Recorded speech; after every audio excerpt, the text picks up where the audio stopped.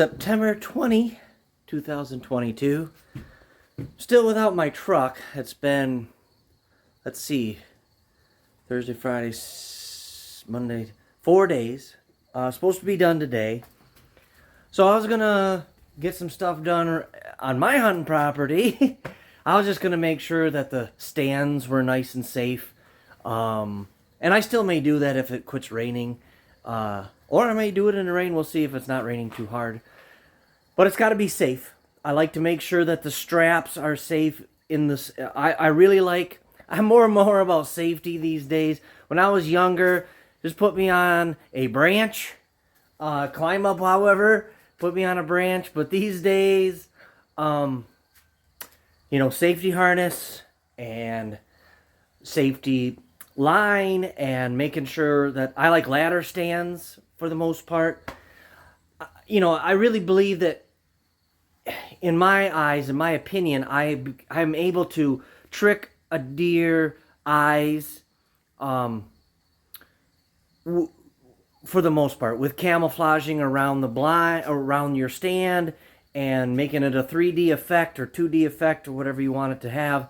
But you can pretty much, I can pretty much where I'm sitting, using multiple stem trees, pretty much trick their eyes. Of course, scent is a different factor, but I also want to go out and check my licking branches and get those back in order and build a few more, maybe start some mock scrapes. And also taking this time to do a little practice. I'm probably not going to show you me shooting. That's pretty boring. But what I like to do is shoot 10 to 20 arrows a day. Just kind of keep that practice. I like to sit and hold, because a lot of times if you pull back and your muscles aren't quite conditioned, and with my glasses especially, if there is even I do it with a doe, but if you're shooting at a nice buck, your glasses will fog. My glasses do. And I like to just hold and hold and hold and hold and breathe and hold and then shoot. So I like to practice game situations, if you will, while I'm practicing, and just stay fresh. I don't shoot personally much over 35 yards. I've learned my lesson many, many times over growing up and getting to this age in my 40s not to take a bad shot. And I will practice on does. I visualize when a doe comes in, and even if I don't shoot a doe, maybe I'll try to get pulled back and be able to take that shot or see that shot. And then I'll imagine that it's a quality buck or a nice buck that I'm shooting at. Because if you don't get yourself into those situations or put yourself in those situations mentally, you're not going to be ready for when that time comes. And sometimes it don't come very often for us. So that's what I'm working on today. Burning some boxes out here in the backyard while it's raining, and getting ready for music this week. Thanks for coming along. Alright, I do want to mention, and I keep failing to mention, that in the description of these videos, I put an Avant link. That's A-V-A-N-T, Avant link to some affiliate sponsors that I have, like Scent Crusher, Scentlok, Giver Gloves, and Bushnell. Things I use, and if you click on those links and go shopping on those websites, they have sales, and if you happen to purchase something on those, I get a small percentage of the sale, like 4 to 5%. They're all different, but I appreciate if you check that out. I haven't been doing a very good job of that. I don't want to waste time with that stuff, but I'm trying to keep these videos supported and keep them going. Okay, excuse the mess here, but I just wanted to show you. I don't have a great spot. My Michigan bucks go in the basement. We have been working on getting it finished, and I don't want to sit here and be braggadocious at all, but this is the buck I shot last year, 2-year-old. This is a buck I shot about 20 years ago with a rifle. It was a nice 10. Ideally, these are your typical quality Michigan bucks. That is my bow kill on this 20 acres. That's the bow kill on the 20 acres. I don't have the other buck bow kill mounted. I am going to get it mounted. I just don't have it mounted yet. This is my best one. This is a gun about 21 years ago or so. And this is how long I have been, well, about 1998 when I first had an opportunity at a nice quality buck. And it would have been bigger than all of these. I don't know the age. We didn't know nothing back then. It was still bait piles. And it did come to a bait pile. I gut shot the thing with a gun. Didn't know anything really about deer biology, physiology, or anything like that. And ended up gut shooting it. We tracked it. It was a night. At night, we went hunting the next day, and it was laying on in the neighbor's field right next to us, and it was pretty sick. I don't even think it got up. I just think it put its head up. The guy shot it. It was the guy's first buck. He put about 5 or 6 rounds into it. It was a really nice buck. I wish I would have, back then, if we had cell cameras, I would have took a picture of it. But I think it was an 18, 19-inch spread, at least 8-point. But the deer was huge. Anyway, hindsight. Don't mean to carry on, but this is what I'm hunting here on my 20 acres. And this is what I can provide as consulting. And I specialize in smaller acreage properties that I hunt. I mean, I hunt and live on 20 acres. And I'm able to consistently, for the last 5 years especially, get these type of bucks in front of me to be able to shoot. And I'm confident that I can do that on other people's properties, and I do that. Not to say I can't consult on properties that are bigger. I do. I think the biggest one I have consulted on, I think it has been a couple 500-acre ranches, a 250, a 200, multiple hundreds, 80s, and stuff like that. And that's kind of the typical thing here in Michigan. But we just break those down into 20-acre parcels, or however many hunters you have, your goals and objectives, and then we come up with a plan together to get these types of bucks in front of you to hunt. So keep that in mind this hunting season, and we can talk about it with a free phone call. We can talk about pricing. We can talk about see if it's a good fit for both of us, and see about getting those consultings done this winter. I do have dates available right now, but they do fill up. Especially when hunting season starts, they do start filling up, because hunting season starts, people aren't seeing what they want to be seeing, and my phone starts ringing, luckily for me, and I just want to help you all out and get a good, enjoyable hunt and shoot some quality bucks. That's what we're doing this for. Okay, since it is raining, I'm going to shoot underneath my deck here. Stay out of the rain, and I'm just kind of today going through getting back into the motion, staying with the motion of pulling back, holding, and staying on target, breathing, and releasing. So I'm working on that today, and that's the same old setup. I've had this setup for a long time. This is a Darton 714. Got a flip down rest here, QAD. I got the HHA 1-pin. I really like the 1-pin adjustables.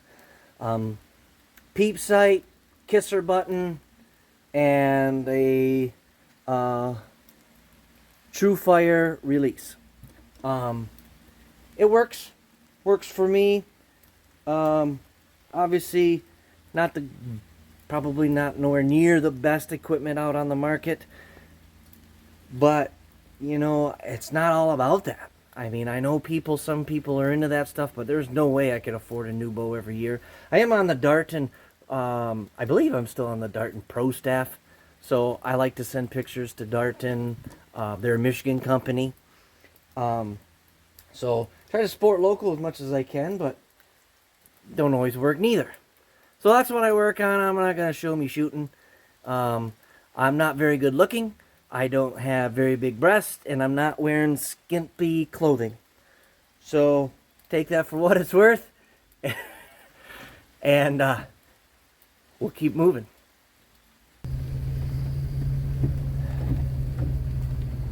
Well, I just love the smell of marijuana in the morning. First day of fall, September 21, 2022. I'm out scouting again, just driving around the block here around my property. This is a section over, and you can see this is a fallow field. Can't really tell here. I don't want to stop. I'm on a gravel road here. It's gonna rain here in a second.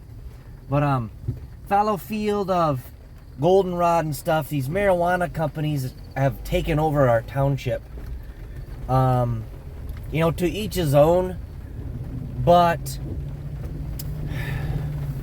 I don't see the benefit of to the township yet. So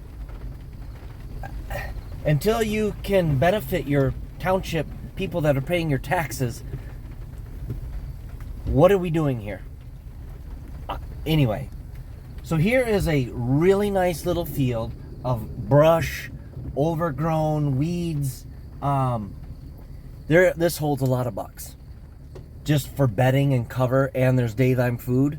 Okay, let me switch to over here real quick.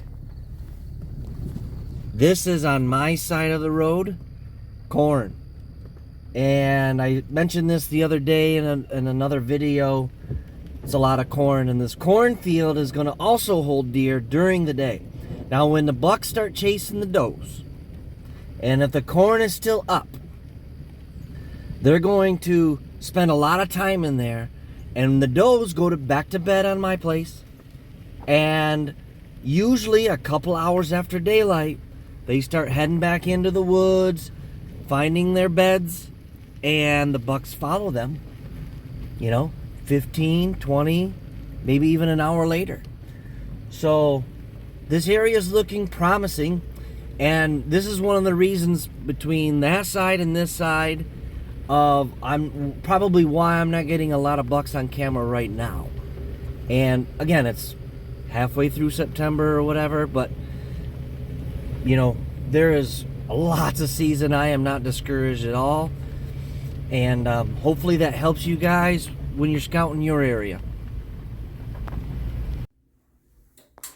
Well, here I am, a deer guy, habitat guy, also a husband and home repair person. So looky, we get to do some home repair. It's always fun. Not. But things we gotta do in life. So we're gonna get this new toilet fill valve on. Luckily, you know, these days there's hardly any tools needed. Everything's, you know, usually done with your hands, so that's one good thing.